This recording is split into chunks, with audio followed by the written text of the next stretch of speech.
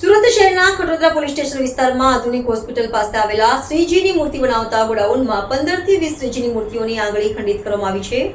આ ઘટનાથી મૂર્તિકાર આઘાતપૂર્ણ અને શોકાતુર બન્યો હતો। ઘટનાની જાણ થતાં જ પોલીસ કાફલો દોડી આવી તપાસ શરૂ કરી હતી। ખટોદરા વિસ્તારમાં રામજીભાઈ મૂર્તિવાડા પાસે અજાણ્યા લોકોએ શ્રીજીની 15 થી 20 મૂર્તિઓની આંગળીઓ ખંડિત કરી છે। આ ઘટનાથી મૂર્તિકાર દુઃખી છે, કારણ કે છેલ્લા 4 મહિનાથી તેઓ આ મૂર્તિઓ બનાવવામાં મહેનત કરી રહ્યા હતા। ખટોદરા પોલીસે આ મામલાની તપાસ શરૂ કરી છે અને સીસીટીવી ફૂટેજ તપાસી રહી છે। મૂર્તિકારને આ ઘટનાની જાણ ત્યારે થઈ જ્યારે લોકો મૂર્તિઓ જોવા આવ્યા હતા। મૂર્તિકાર રામજીભાઈ મૂર્તિવાડા પાસે આ વર્ષે ગણેશ ચતુર્થી માટે લગભગ 150થી વધુ મૂર્તિઓ બનાવવાનું કામ ચાલુ હતું।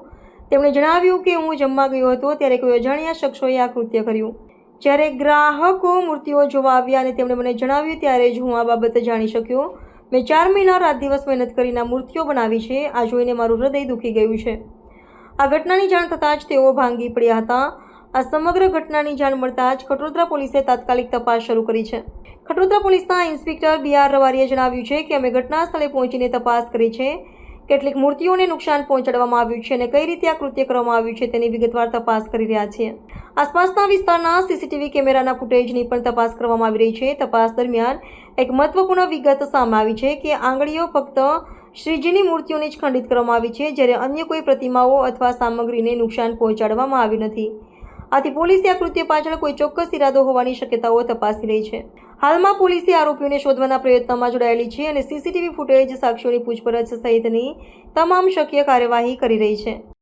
4 થી 5 વાગ્યાના આજુબાજુ રામ અવની દેવીનાથ નામના મૂર્તિકાર છે। પોલીસને જાણ કરી કે પોતાના પંડાલમાં 200 થી 250 મૂર્તિઓ બનાવેલી છે। જે મૂર્તિકાર છે ને માટીની મૂર્તિ બનાવવાનું કામ કરે, ત્યારે 10 થી 12 મૂર્તિઓ જેવી છે જે મૂર્તિઓને આંગળીઓનું ભાગે નુકસાન થયેલું છે એ માહિતી આપી। ત્યારબાદ પોલીસે ત્યાં જઈ તપાસ કરી અને મૂર્તિકારને બીજાને પૂછપરછ કરતા એ છેલ્લા 3 મહિનાથી મૂર્તિઓ બનાવવા માટે પંડાલ નાખે છે અને માટીની મૂર્તિઓ પર્ટિક્યુલરલી બનાવે છે।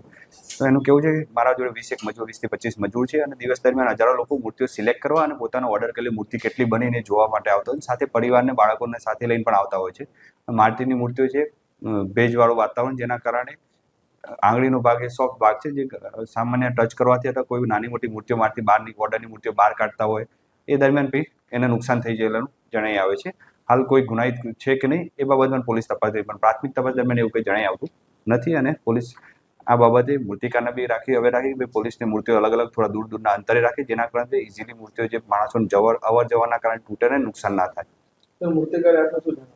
મૂર્તિકારે એને પોતાને ખ્યાલ નથી કે કેવી રીતે તૂટેલ છે, એટલે એને એ બાબતે એને પૂછતા એવી શક્યતા ખરી કે સાહેબ મૂર્તિ માટીની મૂર્તિ છે અને ભેજવાળું વાતાવરણ છે, સામાન્ય ટચમાં પણ તૂટી જાય છે અને જ્યાં મૂર્તિઓ ગોઠવી છે નજીક એકદમ ટૂંકા પેસેજમાં ગોઠવેલી છે, જેના કારણે જે લોકો જોવા આવે છે, પોતાના ઓર્ડરની મૂર્તિઓ લેવા આવે છે અને સાથે બાળકોનો પરિવાર બી આવતો હોય છે, કોઈકના હાથ અને નીકળતા મૂર્તિ બહાર કાઢતા હોય એ દરમિયાન બી મૂર્તિના સામાન્ય ભાગ અડી જવાથી પણ આવું નુકસાન થઈ જવાની શક્યતા રહેલી છે।